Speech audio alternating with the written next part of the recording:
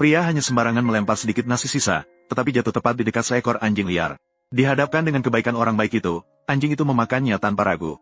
Dan dalam hati bersumpah bahwa ia akan mengikuti tuan ini. Maka pagi-pagi keesokan harinya, ia sudah menunggu di depan pintu rumah pria itu.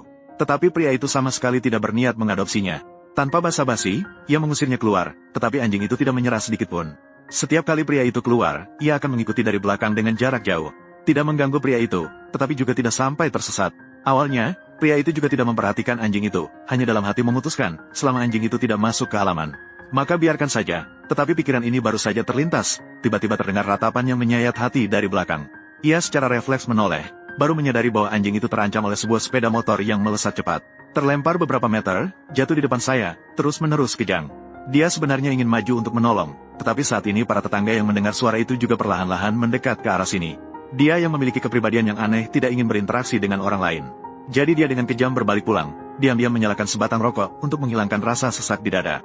Pada saat yang sama di seluruh jalan, selain seorang gadis yang sedih melihat anak anjing, semua orang lainnya peduli. Apakah si pembawa sial yang menyebabkan kecelakaan itu terluka parah atau tidak? Beberapa orang bahkan mulai berteriak menyebarkan rumor bahwa anjing adalah pembawa sial. Jadi segera memberitahu tim penangkap anjing untuk menangkapnya. Dieksekusi mati, di dalam rumah akhirnya tidak tahan lagi untuk mendengar. Dia tidak menyangka bahwa orang sekarang bisa sedingin ini. Jadi dia langsung berhenti dengan sepeda motor di tengah jalan, lalu mengangkat anak anjing itu. Akhirnya dalam tatapan terkejut semua orang, membawa anak anjing itu ke rumah sakit. Setelah diperiksa, dokter menemukan bahwa anak anjing itu hanya terluka di luar. Setelah dibalut dan istirahat selama setengah bulan, ia sembuh. Hanya saja tidak tahu apa yang telah dialami anak anjing itu, karena setelah melihat jarum suntik di tangan dokter, ia langsung mulai melahap. Seseorang harus mengeluarkan banyak tenaga untuk menenangkannya.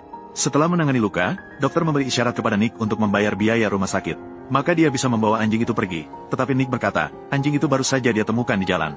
Dia sudah membayar biaya rumah sakit dengan sepenuh hati. Lalu bagaimana dengan anjing itu? Biarkan saja di sini, tetapi rumah sakit tidak bisa kekurangan bantuan.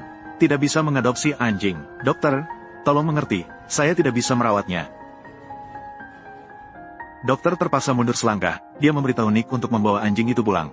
Dalam waktu 3 hari dia pasti akan menemukan orang yang mau mengadopsi anjing itu. Namun, kompleks perumahan Nick melarang memelihara hewan peliharaan. Dalam perjalanan pulang dia hanya bisa menyembunyikan anjing itu. Tak disangka, dia tetap ketahuan oleh gadis tetangga seberang. Anak anjing, saat itu Nick baru menyadari. Ternyata adalah 2 anjing yang terlihat. Untungnya, gadis itu tidak berniat jahat, dan setuju untuk membantunya menyembunyikan. Namun malam itu, Nick hampir gila, anjing itu seolah terkejut oleh sesuatu. Tiba-tiba terbangun dari mimpinya, lalu terus-menerus menggonggong dengan liar. Agar tidak membangunkan tetangga, Nick hanya bisa bangun perlahan-lahan. Sangat sulit untuk menidurkan anjing itu. Hasilnya, setelah 2 menit, anjing itu mulai menggonggong liar lagi, terus berulang-ulang. Menyiksa Nick sepanjang